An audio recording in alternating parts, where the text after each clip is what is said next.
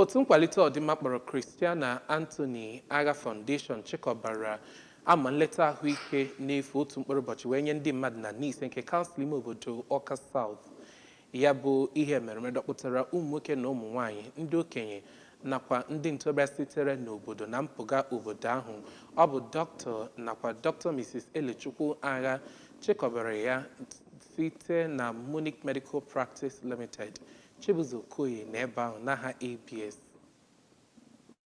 Ya bụ mmemme emere na Nise Civic Center ka onye na-anọchite anya ụlọọrụ Munich Medical Practice Limited Maazị Michael Okoronkwo mere ka amata na ihe ndị ha nebara anya gụnyere inye ugogbe anya, inene ka anya mmadụ dị, inenekwa ka shuga dị mmadụ n'ahụ dị, ọrịa ịba nakwa inye ọgwụ n'efu ma mee ka o doo anya na ha nwetara ya bụ ọgwụgwọ n'efu na ime obodo ahụ ka ọ nwee nyere ndị enweghị ka ọra ha aka. Mmadụ na-abụbụ ndị ritere erere n'oge ahụ bụ Maazị Patrick Ude nakwa Oriakụ Angela Okonkwo keneziri Olisabinigwe ka ọ na-egozi ndị ahụ mere ha amara ka ha nwee na-eme na-aga n'ihu. Obi dị mpọrịna ekpere m na-ekpere ka Chineke nna gọzie nye m ndụ n'ogologo ndụ, azụcha ụmụ ha zụọ ọba obi atọka m.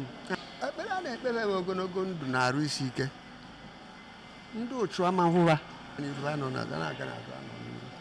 site na Nise. Aha m bụ Chibuzo Koye maka akụkọ ụwa ABS.